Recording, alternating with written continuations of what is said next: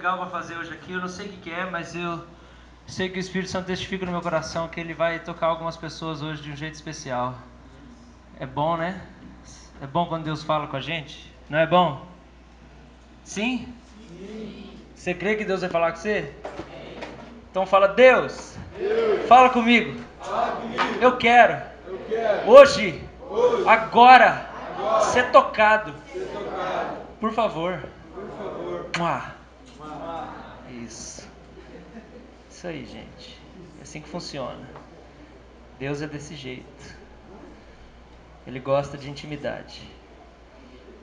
Tá pronto, Lucas? Põe a letrinha ali. Quero que você preste atenção nessa letra dessa música.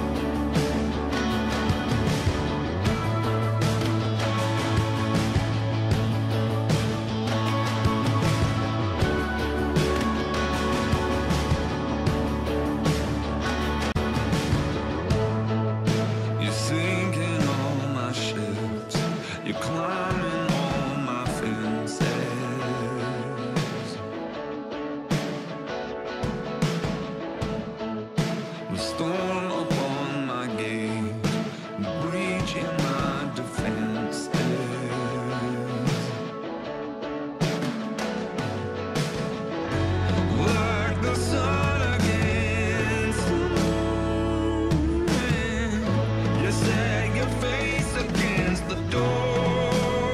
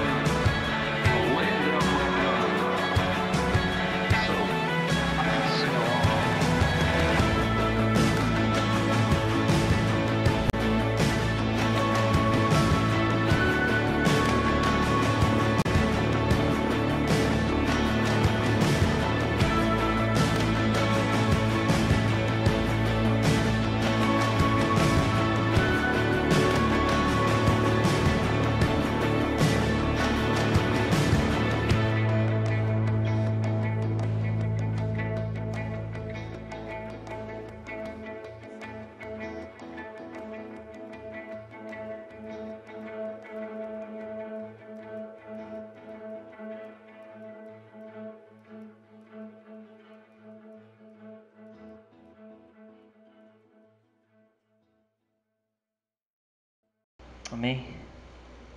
Essa música é do John Mark Macmillan, chama Guns Slash Napoleon. E nessa semana eu fui pego por essa música quando eu percebi que Deus estava fazendo comigo a mesma coisa que o João Marcos fala na letra dessa música. Porque ele diz que Deus está... Qual que é a primeira coisa? You are sinking all my ships on my fences. Climbing on my fences. Ele chega e fala, Deus, você está afundando meus navios, Deus. Você está escalando na barricada, Deus. Eu criei uma cerca de proteção aqui e o Senhor está escalando a cerca. O Senhor não entendeu que é para você ficar para lá da cerca? Deus, o Senhor está afundando meus navios, Deus. E aí... Obrigado, Lucas. E aí depois ele fala, assim como o sol vem contra a manhã, você está colocando a sua cara na frente de toda porta que eu tento entrar. O sol vem de manhã e aí quando ele de repente está escuro, daqui 2 minutos está aquela coisa que você não consegue nem olhar, né? Que queima os seus olhos. Ele está falando, Deus, o Senhor está fazendo que nem o sol. Eu vou tentar entrar na porta de uma casa, o Senhor põe o seu rosto lá na frente e não deixa. O Senhor está me perseguindo. O Senhor enche os buracos dos corredores, nas casas que eu ando. Você pendura fotos na parede. Depois ele fala, você tá permanecendo de pé no meu porto. You're landing on my shore. Que é? Você está atracando na minha costa. O Lucas ele gosta de fazer a tradução original. Ele põe palavra que nem eu sei o que significa. Mas tá, obrigado, Lucas. É fiel até o fim. Revista atualizada, né? Aí ele fala, eu tô colocando para baixo as minhas armas, eu tô deitando na minha espada, porque já tô vendo já que não dá, né? E aí depois ele fala, você continua vindo como Napoleão, e como o João Marcos gosta de fazer as comparações, né, metafóricas, ele fala, você está vindo como Napoleão, quem lembra de história, Napoleão vai dominando tudo, oi? Destruindo, e aí você continua vindo, Deus, como Napoleão, e aí eu perco a minha cabeça e o meu trono na Revolução Sangrenta. Então, Deus, estou desistindo, já não tem mais jeito mesmo, eu perdi a guerra, Deus, então tá bom. E na semana Deus estava fazendo uns negócios que eu falei, Deus, o Senhor está fazendo isso aí. E aí eu ouvindo essa música, eu preciso compartilhar alguma coisa com vocês. Nós vamos falar hoje sobre estar arraigado nos processos de Deus. Eu queria que você abrisse sua Bíblia comigo em Atos capítulo 7. Porque nós vamos falar sobre Moisés. Nós vamos falar sobre Moisés hoje, gente. E eu não sei se você sabe, mas Moisés, ele perdeu para Deus. Deus chegou e falou, perdeu, playboy, acabou para você. Não tem. Acabou a mordomia, você não é príncipe do Egito, coisa nenhuma. Acabou a festa, você vai pegar um pedaço de toco e levar 1 milhão de pessoas rabugentas pelo deserto durante 40 anos. Eles vão tentar te matar, acabar com a sua raça. E vai estar lá só eu e você, Moisés. E Moisés tenta argumentar com Deus, mas não tem jeito. E aí chega uma hora que ele fala, tá bom, Deus, tá bom, eu me rendo. Mas o que fez Moisés se render e andar com Deus, tudo que Deus tinha proposto para ele, foi a revelação que ele teve de Deus. Moisés teve uma revelação de Deus, Deus apareceu para ele, Deus se mostrou para ele, e foi por isso que Moisés não conseguiu se render, e isso deu, ou melhor, não conseguiu resistir, e isso deu força para Moisés aguentar o tranco de 80 anos. Porque a vida de Moisés é dividida em 3 fases. São 3 processos que Moisés vive. Nós estamos falando hoje sobre estar arraigado nos processos de Deus na nossa vida. Então a vida de Moisés está dividida em 3 períodos de 40 anos, se você não sabe isso. Então Moisés, ele passa 40 anos crescendo no palácio como filho do faraó. Ele é adotado por uma filha do faraó e ele cresce no palácio e durante 40 anos ele cresce lá, na casa dos ricaços. Então você pensa lá o Egito, tinha os egípcios, o faraó, e eles tinham todo o povo hebreu como escravo, descendente de Israel. Povo como escravo. Mais ou menos 1 milhão de pessoas escravizadas. E aí o faraó, que domina todas as coisas, tinha um monte de filhos e um deles era Moisés. E Moisés cresce 40 anos aprendendo a tecnologia dos egípcios, a cultura dos egípcios, as estratégias de guerra dos egípcios. Moisés era o príncipe do Egito. Ele sabia conduzir uma guerra. Ele foi treinado para ir à frente e liderar exércitos. Ele era um cara super inteligente, cheio de conhecimento, versado em cultura. Moisés não era qualquer um. Os primeiros 40 anos da vida de Moisés foi por treinamento pesado, liderança, riqueza, mordomia, festa. 40 anos de festa, de bagunça, tudo que ele queria. E aí depois ele vai e decide um dia visitar aqueles que são o povo dele, o povo hebreu. E quando ele vai visitar o povo hebreu, ele vê que tem um cara maltratando, um guarda maltratando os hebreus, porque eles eram escravos. E aí Moisés fica bravo com o cara, e Moisés era um homem forte, porque era um cara treinado para as batalhas. Ele vai lá e mata o egípcio, que estava maltratando os hebreus. Depois ele acaba fugindo para Midian, e aí começa os outros 40 anos da vida de Moisés, onde ele vira um cara que cuida de ovelhas. Ele vira pastor de ovelha. Ele foge para a terra lá, Midian, e ele casa com a mulher, e o sogro dele é Jetro, sumo sacerdote do Deus Altíssimo. Aí agora ele vai conhecer um pouco da cultura de Deus, porque ele passou 40 anos conhecendo sobre os deuses egípcios, aquele panteão maluco de Deus de tudo. Quando eu fui lá para o Egito, eu fui nas catacumbas lá dos faraós, eu fui no Museu do Cairo, eu vi a máscara do Tutankhamon, comprei uns negócios lá que tinha fotografia de tudo que acontecia, guia turístico me explicou 10 vezes a mesma coisa, e eu entendi mais ou menos aquela cultura egípcia, fui nos museus e tudo mais, e vi até algumas coisas que eram mais ou menos da época de Moisés.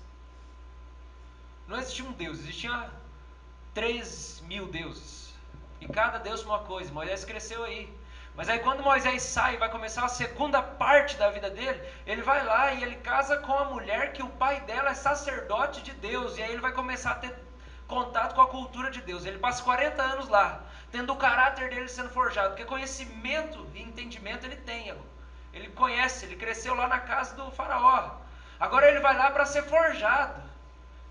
E ele vai viver o segundo processo, que é caráter. Deus vai forjar o caráter de Moisés, 40 anos cuidando de ovelha, e aprendendo sobre Deus, e aprendendo sobre o povo hebreu. E é um tempo de anonimato, a Bíblia nem fala muita coisa sobre isso, mas foram 40 anos de anonimato.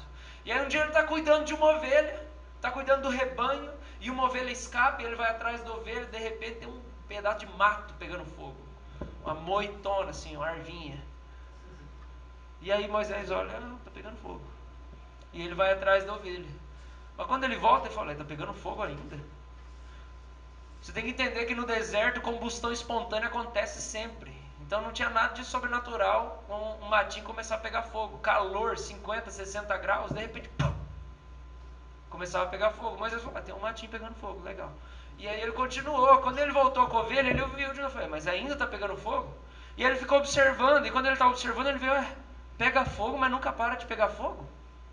Que coisa esquisita. E aí de repente só uma voz de dentro do matinho. Moisés, Moisés.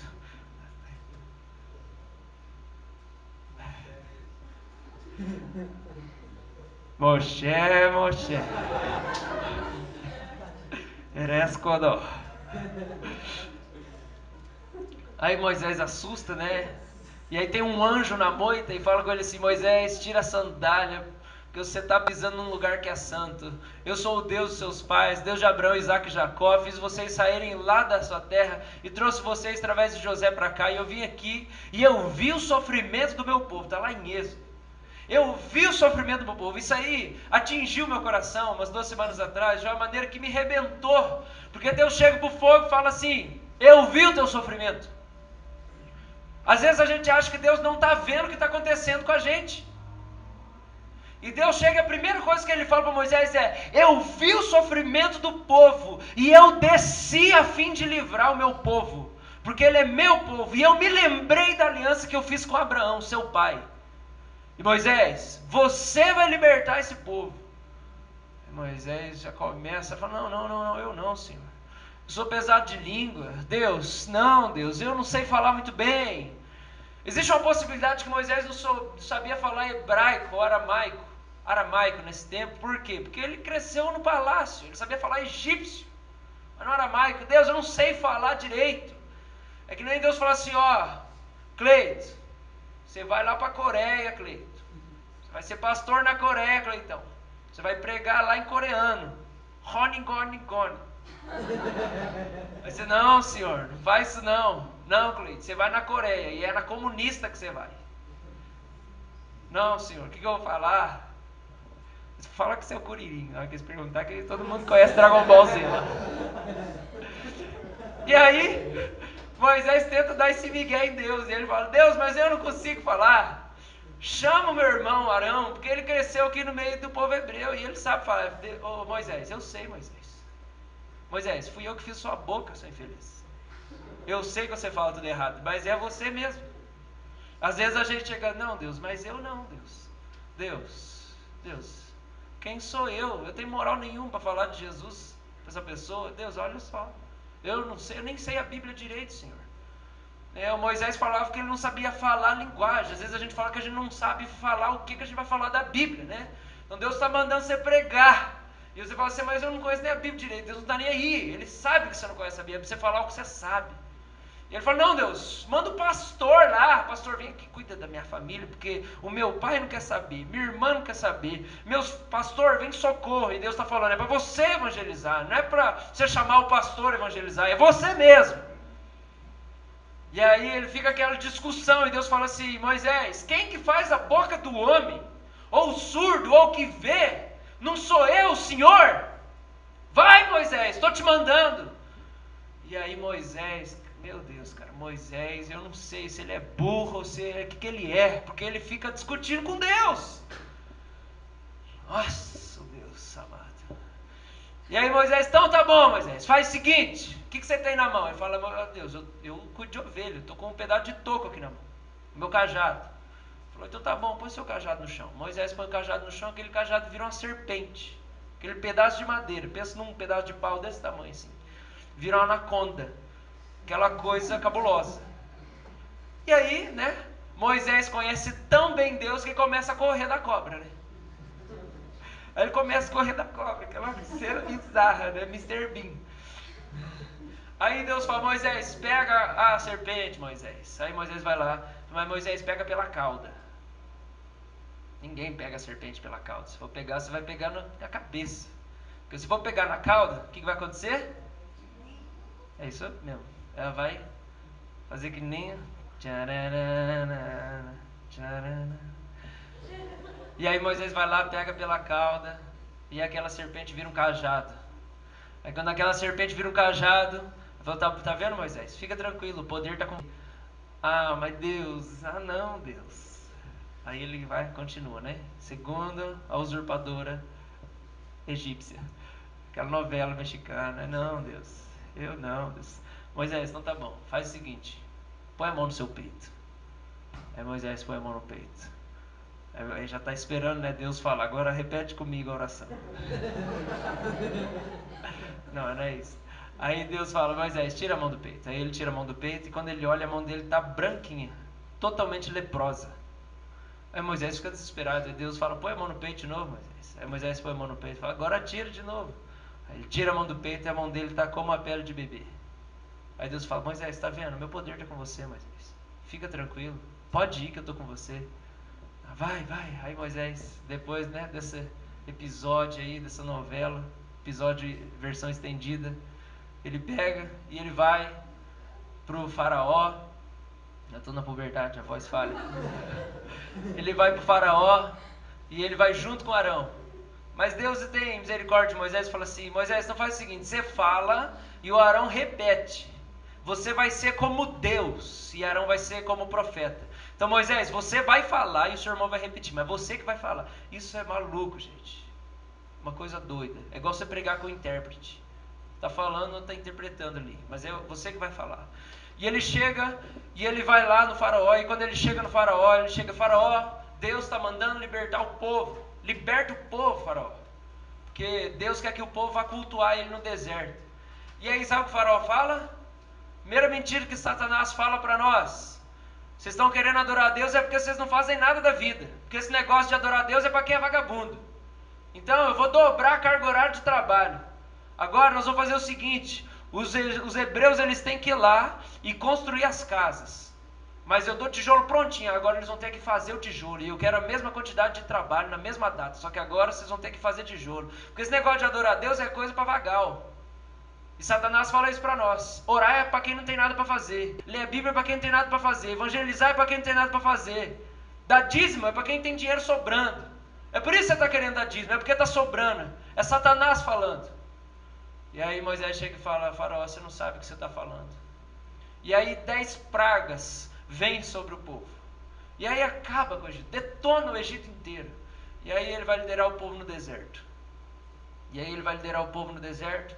E aí a Bíblia relata os 40 anos da vida de Moisés no deserto, a principal parte. Então Moisés teve 3 períodos de 40 anos na sua vida.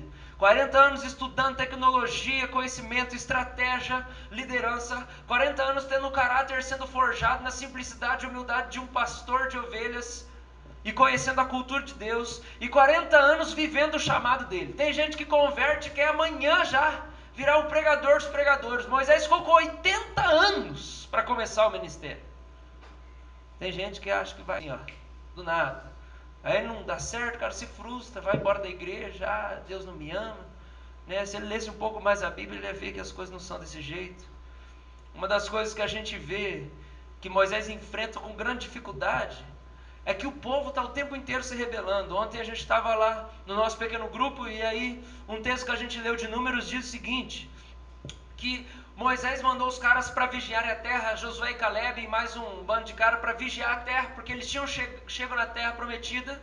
E aí quando eles chegam lá na terra prometida, eles veem, tem os gigantes e tudo aquela coisa, todo mundo fica apavorado. Josué e Caleb voltam e falam assim, Moisés, tem gigante lá, os caras são mais fortes que nós, mas no nome do Deus vivo, no nome do Senhor, nós vamos conseguir, porque Deus falou que aquilo lá é nosso. E só Josué e Caleb acreditam. Mas quando eles chegam para avisar o povo que eles foram lá ver a terra que Deus tinha prometido e que estava tudo dominada, diz o seguinte, levantou-se pois toda a congregação e gritou em alta voz, e o povo chorou aquela noite. Todos os filhos de Israel murmuraram contra Moisés e contra Arão, e toda a congregação lhe disse, tomara tivéssemos morrido na terra do Egito, ou mesmo nesse deserto. Os caras tinham passado 40 anos no deserto, quando eles estão lá, ó, na risca, para assumir o que Deus tinha prometido, que durante 40 anos eles foram preparados para herdar. Os caras começam a ficar desesperados e falam assim, não, tomara a gente tivesse morrido, ficado lá no Egito mesmo, quando a gente tinha a nossa comidinha, a gente tinha a nossa casa, era tão bom ser escravo, que delícia, maravilha. Como era bom ser escravo. Melhor. Ou então a gente tivesse morrido aqui no deserto, mas porque agora está tudo perdido. O povo levanta, se rebela contra Moisés e diz o seguinte, por que nos traz o Senhor a essa terra para cairmos à espada e para que nossas mulheres e nossas crianças sejam por presa? Não seria melhor voltarmos para o Egito? E os caras ficam com esse negócio, vão voltar para o Egito? Vão voltar para o Egito, ou então vão morrer aqui no deserto. E diziam uns aos outros, levantemos um capitão e voltemos para o Egito. Cara, os caras ficaram malucos. Não, vão voltar para o Egito. Vão levantar um líder, vão voltar para os caras, só sabia falar do Egito. Então Moisés e Arão caíram sobre o seu rosto perante a congregação dos filhos de Israel.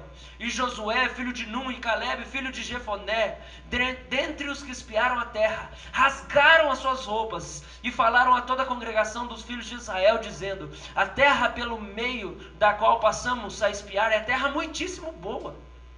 Se o Senhor se agradar de nós, então nos fará entrar nessa terra e nos dará terra que mana leite e mel. Tão somente não sejam rebeldes contra o Senhor e não temam o povo dessa terra, porque como pão os podemos devorar. Retirou-se deles o seu amparo, o Senhor é conosco, não os temais. Apesar disso, toda a congregação disse que os apedrejassem, Porém a glória do Senhor apareceu na tenda da congregação a todos os filhos de Israel. Os caras ficaram tão revoltados, queriam matar Moisés, queriam matar Josué, queriam matar Caleb. Eles queriam voltar para o Egito. Isso que eu acabei de ler está em Números capítulo 14. Você pode ler depois da sua casa. E aí quando eles estão decididos a matar Moisés, matar Josué e Caleb, a glória do Senhor aparece no meio deles. E Deus aparece numa nuvem e começa a falar com todo mundo. Ó, vocês podem parar com isso aí. Quer saber? Vai morrer todo mundo. Vai subir ninguém. Não vai. É só Josué e Caleb que vai entrar na terra. Vocês vão tudo morrer. Vocês vão tudo morrer. Sabe por quê? Porque vocês estão aí, ó, 40 anos, aporrinhando Moisés, enchendo o saco dele. Ele está aqui cuidando de vocês, liderando vocês. Eu falo com ele. Quantas vezes vocês se rebelaram e foram incrédulos contra as minhas promessas? Vocês não vão entrar na terra. Vocês vão morrer todo mundo. Quem vai entrar é Josué e Caleb. Depois você vê lá na frente que quem entrou foi Josué e Caleb. Por quê? Porque o povo não creu. O que isso tem a ver comigo e com você? Isso tem a ver comigo e com você. É que para a gente viver o que Deus tem para nós, a gente precisa de uma coisa. A gente precisa de fé. A gente precisa de revelação de Deus. Quando eu falo revelação, eu falo você conhecer Deus. Você crer em Deus. Você saber que Ele te ama. E que se Ele te salvou é porque Ele tem coisa para fazer na sua história. Só que para você chegar onde Deus quer, você precisa se submeter aos processos. Você tem que viver os processos de Deus. Josué foi lá, foi na terra. E quando Josué foi lá para ver a terra, ele tinha 40 e poucos anos. E quando ele entrou na terra, ele tinha 80. Também ficou 40 anos esperando para herdar a promessa de Deus. Moisés ficou 80 anos para começar o ministério. E ele mesmo não entrou, porque no meio do caminho lá ele pisou na bola também. A questão é, se a gente começa a nossa vida de fé crendo em Jesus, mas já não entende que a gente precisa perseverar pelo meio dos processos, nós não vamos alcançar os objetivos que Deus estabeleceu para nós. Fazer o cajado virar serpente, as 10 pragas descerem lá no Egito, era só o começo. Tem gente que não vive aquilo que Deus tem para ele, porque não consegue suportar os processos de Deus na sua vida. Eu creio para mim, eu preciso crer para mim, que tudo que eu vivi até hoje na minha vida com Deus é só uma preparação para alguma coisa que Deus tem para mim, porque precisa ter mais de Deus. Eu quero ser um cara transformado. Tem gente que me ama, que fala assim, não pastor, você é benção, você é uma inspiração na minha vida, pastor não sei o quê. Que bom que eu sou isso para você, que Deus me use. Mas eu digo para você, quando eu olho para a minha vida, eu fico frustrado comigo mesmo. Eu me frustro pela minha falta de intimidade com Deus, pela minha falta de paz, pela minha falta de sabedoria, pela minha falta de conhecimento das Escrituras, pela minha falta de humildade, pela minha falta de ousadia para pregar o Evangelho para as pessoas, pela falta de amor e carinho, de sensibilidade de chegar nas pessoas e dar uma palavra de consolo no coração delas. Eu me frustro comigo mesmo. E o que vai fazer eu perseverar os processos, viver os processos que Deus tem para a minha vida, é uma única coisa, é fé. É saber, Deus que me chamou, Ele não é um Deus que mente. Se eu fui salvo é porque Deus tem projetos para a minha vida. Se você foi salvo por Deus é porque Deus tem sonhos para você. Mas você não pode deixar a peteca cair. Porque você vai passar pelos processos e a nossa geração mais que nunca é imediatista. Você tem 1 ano de convertido, 2, é pouco. Você tem 10, é pouco. Você tem 15, é pouco. O melhor de Deus vai vir depois de maturidade, depois de você ser forjado, de você ser quebrado, de você ser ministrado. Ao longo da sua vida, Deus vai te preparando para viver os projetos que Ele tem para você. Eu quero dizer para vocês, eu amo a igreja, eu amo vocês. Deus tem me abençoado de maneira que eu nunca imaginei.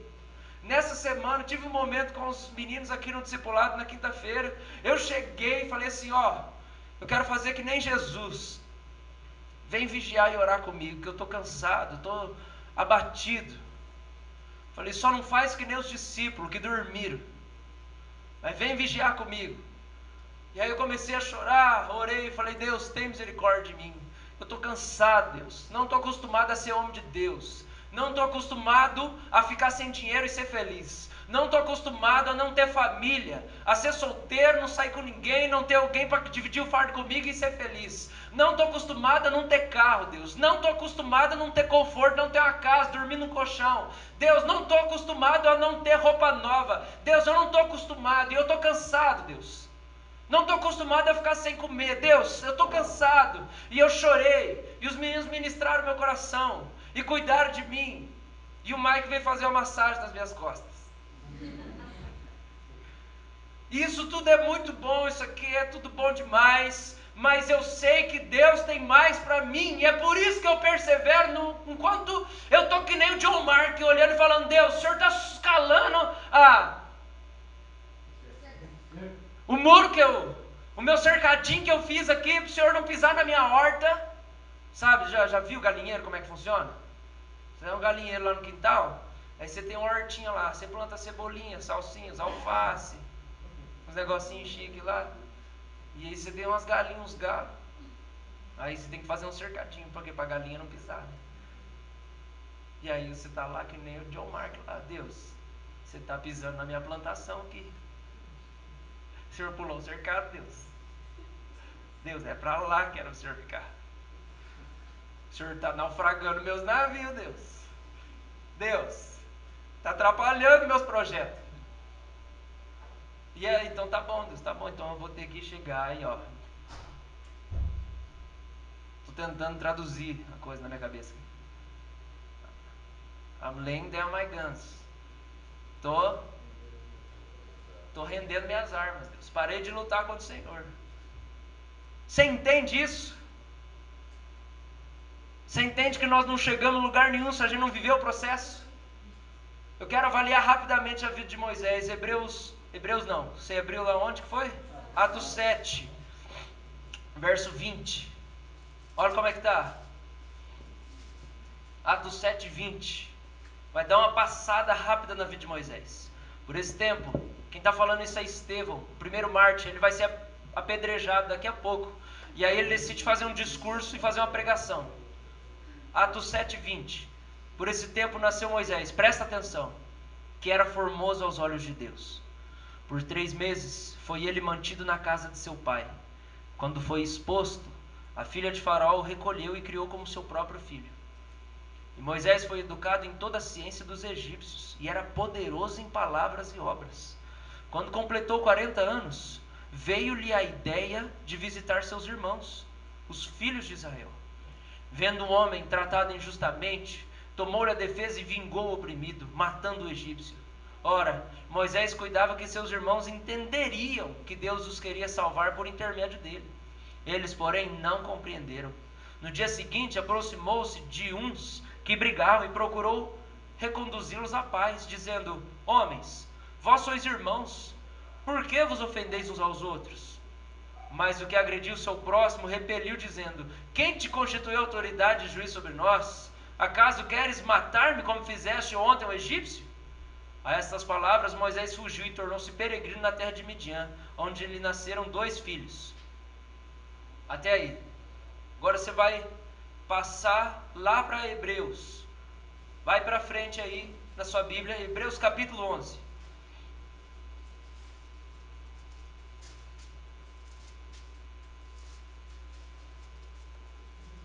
Hebreus 11. Você precisa entender uma coisa: o Novo Testamento inteiro faz citação de Moisés. É essencial a gente entender a história de Moisés para entender o plano de Deus na nossa vida, porque o tempo inteiro existe comparação entre o que Deus faz na vida daquele que é crente em Jesus e aquilo que Deus fez na vida de Moisés. Hebreus 11, 23. Hebreus 11, 23. Pela fé, Moisés, apenas nascido, foi ocultado por seus pais durante 3 meses, porque viram que a criança era formosa. Também não ficaram amedrontados pelo decreto do rei. Parêntese. Quando Moisés nasceu, o faraó estava mandando matar todo menino macho que nascesse, porque ele estava com medo de uma rebelião. Então começou a matar todos os bebês. E os pais de Moisés esconderam ele. E depois de 3 meses botaram ele num cesto, colocaram no rio. E aí a providência divina levou pelo fluxo das águas, Moisés até o palácio. E aí apareceu aquele nenê, e aí ele foi criado lá. Olha que doideira. Seguindo, pela fé, Moisés, quando já homem feito, recusou ser chamado filho da filha de Faraó, preferindo ser maltratado junto com o povo de Deus, a usufruir prazeres transitórios do pecado, porquanto considerou o opróbrio de Cristo por maiores riquezas do que os tesouros do Egito, porque contemplava o galardão. Saca essa expressão, pela fé, toda hora. Pela fé ele abandonou o Egito, não ficando amedrontado com a cólera do rei. Antes permaneceu firme, como quem vê aquele que é invisível. Pela fé celebrou a Páscoa e o derramamento do sangue, para que o exterminador não tocasse nos primogênitos dos israelitas. Pela fé atravessaram o Mar Vermelho, como por terra seca. Tentando os egípcios, foram tragados de todo. Pela fé. Moisés virou um homem de fé. Moisés, para viver os processos de Deus, para chegar onde Deus queria que ele chegasse, ele precisou do negócio imprescindível que você precisa aqui nessa noite. E você precisa decidir começar a buscar isso com todas as suas forças. E isso tem duas letras, se chama fé. Fé é a certeza daquilo que você não consegue enxergar. E muitas vezes para a nossa vida é a certeza de que Deus não esqueceu de nós. Moisés precisou de fé, crer que aquele que é invisível existia, estava fazendo algo na vida dele. Olha que loucura que esse texto diz para nós. Antes permaneceu firme como quem vê aquele que é invisível. J.C. Ryle, que é um cara pregador antigo, ou J.C. Healy, em português, ele escreveu algumas coisas sobre Moisés, e ele fala o seguinte, que Moisés, na opinião dele, é o maior padrão de santidade que a Bíblia nos dá. Sabe por quê? Porque Moisés deixou coisas que ninguém mais deixou, a não ser o próprio Jesus. Mas falando de pecador mortal, Moisés deixou coisas que ninguém deixou. Por quê? Porque Moisés teve que deixar status e grandeza. Moisés teve que deixar status, ele era o filho da filha de Faraó, ele tinha todo o conforto do palácio, ele falou, estava falado, assista essa semana aquele filme O Príncipe do Egito, o desenho da Disney, sou apaixonado, eu choro toda vez, que lá é vivo, porque Moisés está lá, e aí ele está brigando com Deus na sarça, e aí Deus fala, Moisés, aquela voz de Deus lá, nossa, acho que foi ele mesmo. Parente, se você não sabe, na Igreja Presbiteriana do Brasil, o nosso símbolo é a sarça, que é aquele matinho, que é a sarça do Moisés, tá? Então se você ficou se perguntando por que tem um matinho, olha lá, tá vendo lá? Evangelho um dia, aí embaixo do lado esquerdo, tá uma coisa branca, e tem dentro uma pombinha, que é o Espírito Santo. Simboliza a sarça, que foi quando Deus chamou Moisés. Então, por que que o JC fala que Moisés é o maior exemplo de santidade? Porque ele teve que deixar status e grandeza.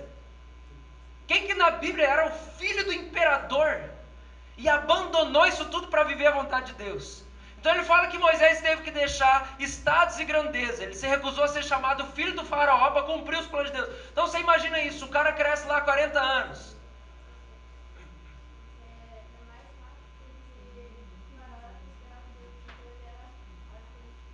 Isso, obrigado, Nicole. O faraó era considerado Deus, né? Então, o cara era doido mesmo. E aí Moisés abdica desse título. O que mais que Moisés deixa? O Healy fala que ele deixa prazer, todo o conforto do palácio. Cara, tudo que ele quisesse, ele podia ter. Eu quero um quarto, 20 metros quadrados. É teu. Eu quero 50 mulheres. É teu. Eu quero uma armadura de Pegasus. É teu. Conforto total. Conforto total. Se ele não quisesse, ele não precisava caminhar. Chamava os caras para levar ele do quarto para o banheiro. Terceira coisa que o cara disse que ele deixou: riquezas. Então Moisés ele tem que deixar tudo isso para viver a vontade de Deus. Mas ele deixou isso para escolher o quê? Aí o negócio vai ficando mais doido ainda. Porque como esse mesmo texto diz para nós, Moisés escolheu sofrimento e aflição.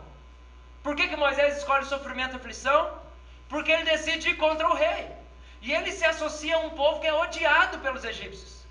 Ele fala assim, não, olha, o palácio é bacana, mas sim, eu gosto mesmo é de sofrer. Então eu vou ali com aquele povo que é escravo. Tchau, gente, vou sofrer. Ele escolhe sofrimento e aflição. Ele vai contra o próprio imperador. Ele escolhe também a companhia. Isso aqui, gente, sério, é o mais difícil de tudo. Ele escolhe a companhia de pessoas desprezíveis. Leia Êxodo, pelo amor de Deus. Todo capítulo alguém quer matar Moisés. Tem hora que Deus abre o chão, assim, ó, na hora, e come os caras vivos. Sabia disso? Rebelião dos filhos de Corá.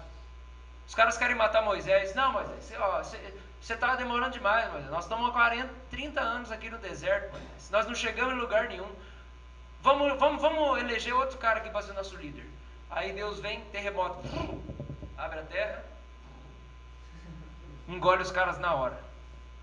O que mais? Tem uma hora que até a irmã de Moisés, a Miriam e o Arão se rebelam contra ele, porque casou com a mulher lá que era neguinha. Está na Bíblia lá. O que acontece? Ficam leprosos na hora. Fala, vocês estão falando contra o meu servo Moisés. Ele está aguentando. Ele está aguentando vocês durante o deserto todo esse tempo. Ele deixou todas as riquezas e o conforto do palácio. Vocês estão reclamando de Moisés? Vocês estão maldizendo o meu servo? Lepra nos seis. Ficam tudo leprosos. Aí Moisés, cara, sério. O cara viveu os processos. Ele viveu os processos de Deus. Porque ele chega lá e fala assim: ô Deus, tem misericórdia dos meus irmãos, não deixa eles morrer de lepra. Aí Deus fala: ô Moisés, tô defendendo você aí. Não, Deus, por favor, aí tá bom. Mas eles vão ficar uma semana do lado de fora do arraial com a lepra. Só daqui 7 dias que eles vão ficar curados. Então Moisés ele escolhe a companhia de pessoas desprezíveis, pessoas ingratas, pobres, incrédulas. Moisés, um dia, talvez a experiência mais louca da vida dele, vai para o monte, e aí Deus aparece para ele, ele fica 40 dias lá no monte, sem comer, sem beber, só ele e Deus. Particularmente eu creio que quando a Bíblia diz que a glória de Deus apareceu para Moisés, porque Moisés chega lá e fala: Deus, mostra a sua glória para mim. Aí Deus fala assim: vai lá atrás daquela pedra que tem um buraquinho, e quando eu passar, eu vou mostrar a forma da minha glória. Particularmente eu creio que ele viu Jesus ali. E ele está lá tendo aquele momento com Deus. Quando ele desce, o que tem lá embaixo? Todo mundo pegou as joias, as madames, cansaram daqueles brincos velhos, aqueles anéis, aqueles colares, e decidiram fazer uma escultura chique. E eles fizeram um boi chifrudo de ouro e começaram a dançar em volta. Um bezerro. E eles começaram a cultuar o bezerro. E falaram: Moisés foi embora, ele não volta mais, então já sei, não foi Deus que tirou a gente do Egito, foi o boi, vamos fazer um boi? Povo inteligente. Quando Moisés desce lá, adivinha? Está descendo com os 10 mandamentos, gente. Moisés descendo com os 10 mandamentos, acabou de ver Jesus, a glória de Deus. Quando chega lá, fala: não, a galera vai ficar doida com esse mandamento segundo aqui, esse aqui é muito louco, que Deus falou aqui. Não, é esse aqui, não cobiçar a mulher do próximo. Não, vai resolver o problema do Eleazar lá, que estava... Não, então, nossa, que doido, hein? Moisés empolgado, castava. Quando ele chega lá embaixo, os caras estão lá adorando boi de ouro. Na churrascaria lá, boi dourado. Moisés chega, cara, ele fica tão indignado que ele joga os 10 mandamentos no chão e quebra, pá, e quebra as tábuas. Fala: não acredito nisso. Depois ele dá um jeito lá de arranjar outra. Não era produzido em escala, mas dá um jeito lá. E Moisés escolheu a companhia desses caras. Você sabia que escolher fazer parte do corpo de Cristo é mais ou menos a mesma coisa? Olha para quem está do seu lado. Dá uma olhadinha. Já deu arrepio na espinha já, né? Porque às vezes tem gente do seu lado que você olhou, acabou de olhar e essa pessoa nem sabe, mas você tem uma tristeza com essa pessoa. Porque você esperava mais dela. Você esperava mais dessa pessoa, que ela se dedicasse mais a você, que ela se importasse mais com você, que ela viesse mais atrás de você. Talvez você está olhando para mim mesmo e a sua decepção é comigo. Mas eu vou dizer para você, o que vai te fazer permanecer vivendo na igreja como o corpo de Cristo, é a mesma coisa que fez Moisés permanecer no meio daquele bando de safados sem vergonha, incrédulo, ingrato. É a fé que ele tinha, porque ele cria que aquilo era o projeto de Deus para a vida dele, da situação daquelas pessoas. Ele escolheu o sofrimento e a aflição, ele escolheu a companhia de pessoas desprezíveis. Por quê? Porque ele cria que atrás de tudo aquilo estava Deus falando, vem, porque esse é o caminho, esse é o processo que eu tenho para você passar. E tem gente que fica mudando de igreja em igreja, ou talvez você tenha vivido um tempo de pensar assim, mas eu não encaixo na igreja. Você nunca vai encaixar, meu filho, você nunca, porque você é diferente, e eu sou diferente. Nós não vamos ser perfeitos aqui, nós não vamos encaixar perfeitamente com ninguém. Nunca nós vamos chegar no estado da igreja onde eu vou exortar e você vai falar, ai pastor, que maravilha, eu amo quando o senhor dá bronca em mim. Nunca nós vamos chegar nesse estado. Que eu venho para a pregação e falo assim, você precisa parar de ser avarento, dá uma oferta que você nunca deu, dá 10 vezes o seu dízimo, ou seja, o seu salário inteiro, faz um ato de fé, e todo mundo fala assim, é isso mesmo, é isso aí. Eu vou falar, para de ver pornografia, dobre seus joelhos, se humilha, faz um jejum, para de ser incrédulo, arrepende dos seus pecados, e todo mundo vai falar, é isso que eu queria. Pastor, está tudo errado na minha vida, eu estou doente, eu não tenho dinheiro, eu sou feio. E aí eu falo para você, Jesus está te tratando, abraça o projeto de Deus. Nunca vai chegar um dia que todo mundo fala assim, é isso aí, não preciso mais de plástica. E aí, eu vou largar isso aqui? Se eu for largar isso aqui, eu vou fazer o que, gente? Eu não presto para mais nada nessa vida. É para viver o meu chamado. E você não presta para mais nada na sua vida se não for para viver parte do corpo de Cristo. Você precisa perseverar um pouco mais. Você precisa se inspirar no exemplo de Moisés, porque o que Deus fez na vida dele é o que Deus está fazendo na minha e na sua vida. Renunciar a algumas coisas e abraçar outras. Ele escolheu em último lugar a reprovação e o escárnio. Por quê? Cara, ele foi zombado um bocado por ser um cara burro. Você é burro, Moisés.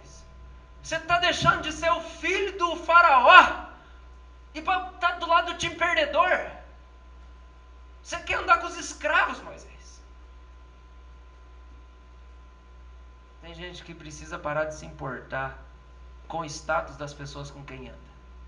Tem gente que só gosta de ser visto com quem é bonito, inteligente e tem boa reputação. Você precisa quebrar o seu coração em nome de Jesus. E entender que não interessa que roupa as pessoas que você anda usam. Não interessa o quanto de dinheiro essas pessoas têm, se elas são bonitas ou feias, ou se a casa delas é boa ou não. Jesus não tem vergonha de nos chamar seus irmãos, Hebreus capítulo 1. E você precisa parar de ter vergonha do corpo de Cristo, daqueles que Deus salvou, para poder colocar junto com você e viver os processos com você. Agora, por que Moisés viveu tudo isso? Porque ele tinha fé, mas eu quero que você entenda uma última coisa. Foi algo deliberado. A entrega de Moisés, decidir pelo processo de Deus, decidir pela renúncia, decidir por abraçar aquilo que era vergonhoso aos olhos das pessoas, foi algo deliberado. Deliberado significa intencional. Moisés quis deixar. Deixa eu falar uma coisa para você. Muitas vezes Deus tira de nós coisas e nós acabamos tendo que deixar obrigado por Deus. Tem coisa que Deus arranca de você e Ele não pede, sabe por quê? Porque se você for esperar você obedecer, você não vai obedecer nunca. Então Ele arranca. porque isso é necessário para a sua santificação. Tem gente que não consegue viver a santificação pacificamente. Postei isso no Facebook essa semana. Sabe o que quer dizer isso? Deus pede para você renunciar ao negócio. Você nunca consegue renunciar a alguma coisa de boa vontade. Sempre murmurando. Ah, Deus, mas tá... Oh, Deus, mas por que o meu salário está desse tamanho ainda? Deus, mas por que o meu marido não me procura igual ele me procurava 10 anos atrás? Deus, por que a minha esposa, Deus, ela está gorda? Deus, por que isso ou aquilo? Deus, por que o meu emprego? Você nunca consegue renunciar às coisas de boa vontade. Sempre é forçado. O seu processo de santificação é em pé de guerra. Você não consegue viver intimidade com Deus pacificamente. Você sempre reclama de tudo. Você precisa escolher o escárnio, escolher a companhia de pessoas desprezíveis. Eu continuo, repito, tem gente aqui na igreja que não prova de consolo, porque acha que é muito bom para ser consolado por quem está aqui sentado do lado. Acha que é muito bom para receber uma oração, uma palavra de um outro. Você tem que humilhar o seu coração, se quebrantar. Você não é o bom da boca. Eu não sou. Se Jesus compartilhava suas tentações com os apóstolos, se eu na quinta-feira venho chorar aqui com os meninos, por que você não quebra o seu coração? Você precisa viver a santificação em paz com Deus. Para de brigar com Ele. Para de brigar porque Deus está arrancando as coisas de você. Ele está te santificando porque Ele te ama. Moisés foi deliberado, ele escolheu, ele podia ter ficado no palácio. Aí você pensa, não, mas Deus insistiu com ele. E quantas vezes Deus já não insistiu com você? Creia que Ele é suficiente. Segunda-feira passada me bateu uma solidão muito grande. E eu queria pedir que vocês orassem por mim na segunda especialmente, porque quando chega na segunda parece que o diabo quer me arregaçar. Depois do culto domingo e tudo que eu preguei parece que vem contra mim. E eu fiquei triste, fiquei mal, e aí eu penso assim, eu vou lá na minha mãe, eu vou lá, e aí eu começo a lembrar da televisão que tem lá, e eu começo a lembrar da internet, da comida que meu pai faz, do sofá, da cama, do chuveiro, do carro, e aí o Espírito Santo fala para mim, você vai voltar para o Egito? Você vai voltar para o Egito? Já fiz você renunciar a todo esse conforto aí? Já fiz você renunciar a toda essa maravilha de ficar lá, usando o carro que não é seu, a TV que não é sua, não é você que paga a TV a cabo, aquela cama, a comida que seu pai faz, já te tirei do Egito. Viva debaixo da minha provisão. Todo dia vai cair coisa para você. Você não quer ver pela fé, meu filho? Então espera. Você está se sentindo sozinho? Eu vou fazer aparecer alguém no meio da rua para dar uma palavra para você. E eu preciso deliberadamente dizer assim, eu não vou lá. Eu não vou porque Deus está me desafiando a viver um novo tempo na minha vida. Deus está me desafiando a abraçar uma vida de fé, onde parece que nada vai me abastecer, mas eu tenho Ele. E é tudo que Moisés via, o palácio para trás, e todas as riquezas e os prazeres para frente, um monte de povo reclamão, incrédulo e escravo. Por que deixar tudo aquilo para ir para lá? O único motivo é fé, ele teve a revelação de Deus. Eu creio que Jesus é suficiente para mim, e que os planos que Ele tem para mim são infinitamente maiores que tudo isso aqui, os prazeres transitórios do Egito. Alguns de vocês precisam parar de olhar para o Egito. Saudosismo é pecado. Você sabe o que é saudosismo? Gente saudosista é gente nostálgica, que olha e fala assim, ah, como era bom naquele tempo, como Deus falava comigo, como eu tinha amigos. Lamentações diz, não digam, os dias antigos são melhores do que os de hoje, porque não é sábio proceder assim. Você precisa parar de olhar para o Egito. Virou a página da sua vida. Tem coisa que acabou já, você não é mais a mesma pessoa. Essa semana eu estava conversando aí com um cidadão, e aí eu falei, cidadão, fazer profissão de fé. Ah, pastor, na última igreja levei isso para fazer. Eu falei, você não é mais o mesmo. Você não é mais o mesmo. Vira essa página. Não seja escravo da sua história. Você não é mais o mesmo. Vira a página. Você é outro. Você é outro. Vira a página. Para de olhar para trás. Para de olhar para o passado. Para de olhar para as pessoas que te humilharam lá atrás. Para de olhar para aquilo que te machucou o seu coração. Para de olhar para trás. Vive para frente. Vive as coisas novas de Deus. Vive os sonhos de Deus. Deus vai mandar o corvo. É que nem Elias. Quando Deus levanta Elias para o ministério dele, ele fala assim, Elias, dá a palavra lá para o rei, e fala para o rei que não vai cair uma gota d'água durante 3 anos, não vai chover. Imagina um estrago numa nação, 3 anos sem chover. E aí Deus fala assim: agora você vai se esconder dentro da caverna, Elias. Aí ele vai para a caverna, no pé do córrego. Só que adivinha, ele acabou de dar uma palavra profética de que não vai chover. O que vai acontecer com o córrego? Vai secar. A Bíblia diz que Elias ficava lá durante um bom tempo, durante muito tempo ele ficou naquela caverna. E sabe de onde que vinha a comida? Deus, logo quando o dia começando, ele juntava, fazia uma assembleia com os corvos, qual é o nome daquele bicho lá? Urubu. Quase a mesma coisa, né? Fazia uma assembleia com eles lá. Ó, você pega uma carne de boi, você pega uma carne de coelho, você pega uma carne de galinha e leva lá para Elias.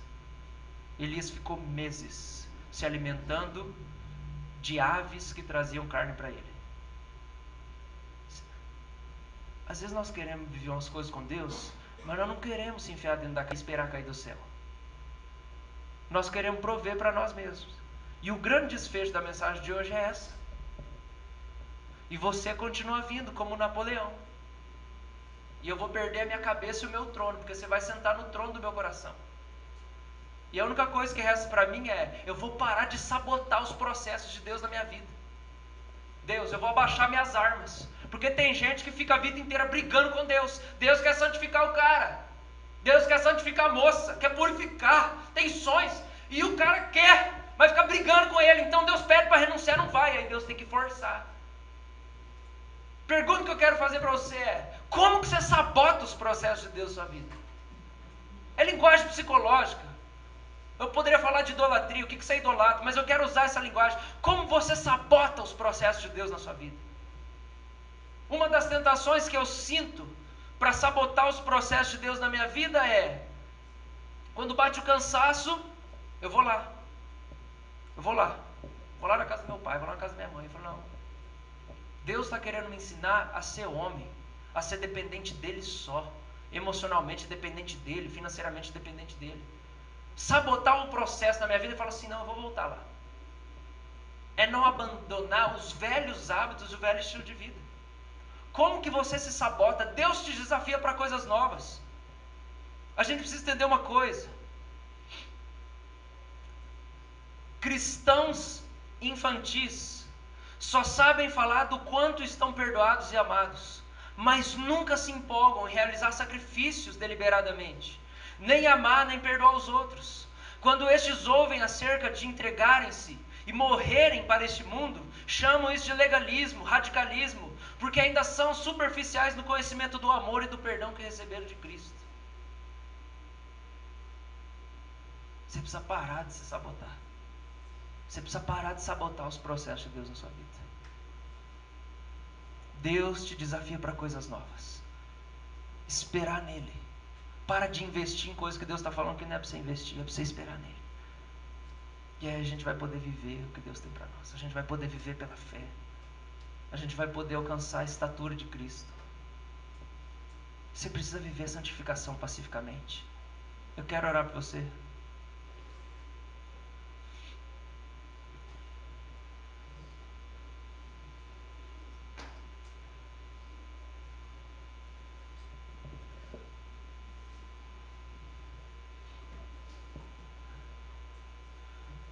Deus, eu oro em nome de Jesus por essa igreja.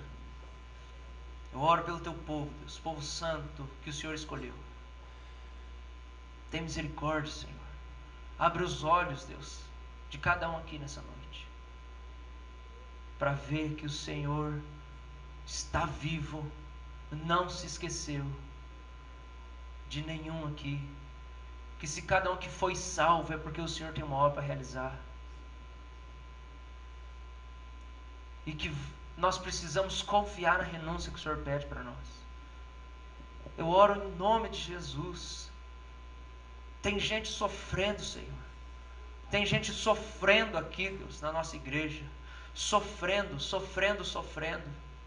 Senhor, quando o Senhor chega para Moisés O Senhor diz que a motivação do Senhor descer é porque o Senhor viu o sofrimento do povo e desceu para livrar. Deus, mas o seu jeito é através do sofrimento. Ou nós vamos sofrer porque nós estamos resistindo aos processos do Senhor, cheios de orgulho e de conhecimento, porque nós sabemos o que é melhor para nós. E aí nós vamos sofrer porque nós não vivemos o que o Senhor tem para nós. Ou nós vamos sofrer porque nós vamos te obedecer, e aí nós vamos ter que desarraigar das coisas mundanas e das muletas da nossa vida. É um ou outro sofrimento, Senhor. Mas eu, Senhor, pessoalmente prefiro sofrer por obedecer ao Senhor, porque senão minha vida fica sem gosto, sem graça, sem propósito. Minha vida fica sem sentido, sem paixão, Deus. Senhor, eu não consigo me imaginar pregando, Senhor, vivendo em desobediência. Eu não consigo me imaginar ministrando o coração das pessoas, profetizando pelas pessoas, orando por elas, Deus, e eu mesmo resistindo aos seus processos na minha vida. Não existe prazer do reino quando existe resistência no meu coração. Eu quero clamar, Deus.